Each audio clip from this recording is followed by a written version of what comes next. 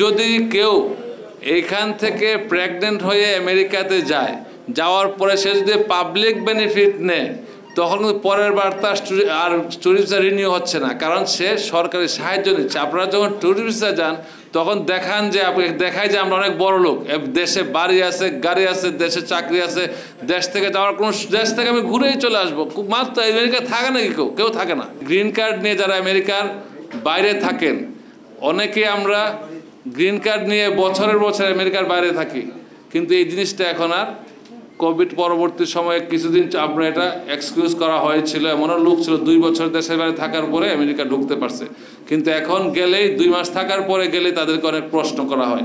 যদি আপনি 1 বছরের বেশি আমেরিকার বাইরে থাকেন কোনো প্রপার ছাড়া, কারণ ছাড়া এবং আপনার অনুমতি ছাড়া, রিএন্ট্রি পারমিট ছাড়া আপনাকে কিন্তু আমেরিকা ঢুকতে দিতে বাধ্য না। এই ক্ষেত্রে আপনাদের কষ্টের সম্মুখীন। গ্রিন কার্ড কিন্তু অনেকের কাছে স্বপ্ন, আবার এটা রক্ষা করার অনেকের কাছে এখন দুরূহ হয়ে দাঁড়িয়েছে। আমার সাথে এখানে বিজ্ঞ প্যানেল আছে যারা বাংলাদেশ সম্পর্কে জানে। আমার বন্ধু ডক্টর জামিল, সে ইমিগ্রেশন নিয়ে কাজ করে, হিউম্যান রাইটস নিয়ে কাজ করে। সেও বাংলাদেশ পাসপোর্ট কথা বলতে পারে। এনআরবি ওয়ার্ল্ডের এখানে আছে, আমাদের এনাম আছে ফাউন্ডার, আমাদের তানভীর সিদ্দিক আছে, সেও ইমিগ্রেশন নিয়ে কাজ করে। এগুলা নিয়ে ধন্যবাদ। আমি কমার্সের ছাত্র, মার্কেটিংয়ে বলে বায়ার্স বি অ্যাওয়্যার। আপনি সেবা নিচ্ছেন, আপনিও সতর্ক থাকতে হবে আপনি কার সেবা নিচ্ছেন, কি সেবা নিচ্ছেন। এখানে আছে কাদরি, আছে অ্যাডভোকেট, এখন সে তো অ্যাটর্নি বলবে না। আপনারা যদি অ্যাটর্নি মনে করেন তার কাছে যান, ইটস আপ টু ইউ। তারা কিন্তু লিখে না যে তারা লয়ার। আপনারা যখন এডুকেশন নিয়ে যান, বায়ার্স বি অ্যাওয়্যার, মানে আপনারা যখন সার্ভিসটা নেবেন আপনারাই বুঝতে হবে কার থেকে নিচ্ছেন। এটা আপনাদের এডুকেট করার জন্য এইসব করা, আসলে মানে আপনাদের মাধ্যমে জনগণকে এডুকেট করা। আপনারা তো জানেন, সবাই জানেন, আপনারা বুঝতেছেন, বিধায় প্রশ্নটা করছেন।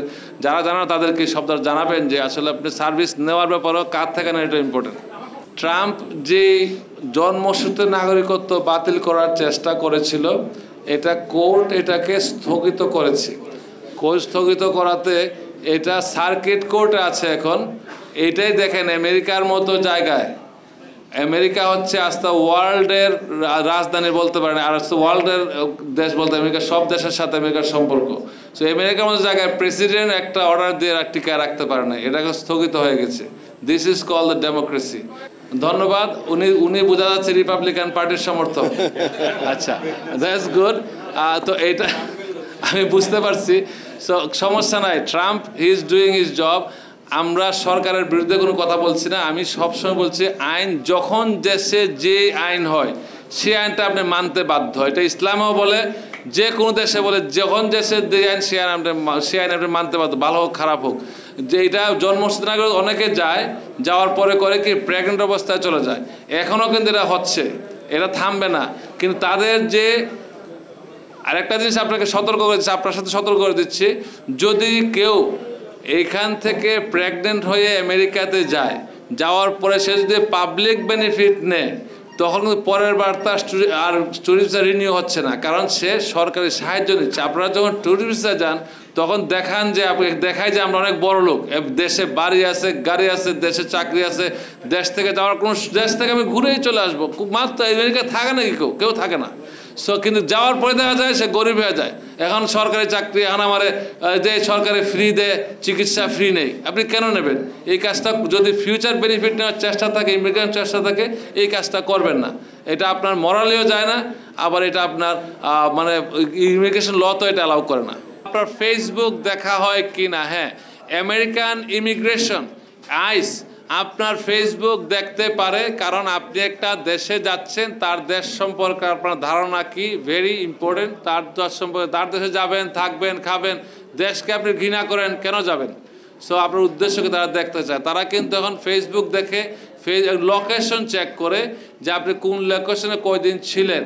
যদি কোনো ডিসক্রিপেন্সি পায়, আপনি বলেন আপনি কাজ করেন না, আর দেখা গেল আপনি ওই যে মামাজ রেস্টুরেন্টে যে কাজ করতেছেন, ওই লোকেশনে ডেলি আপনি 8 ঘন্টা থাকেন, তখন কী করেন? সো এইসব ক্ষেত্রে অনেকে বের করে দেওয়া হয়েছে এবং ডিটেনশনে নিয়ে গেছে তার মিথ্যা বলার কারণে। মিথ্যা তথ্য দেওয়া যাবে না, এবং আমেরিকার সম্পর্কে বিরূপ প্রতিক্রিয়া থাকলে ফেসবুকে না দেওয়াই ভালো, আমেরিকা না যাওয়াটাই ভালো।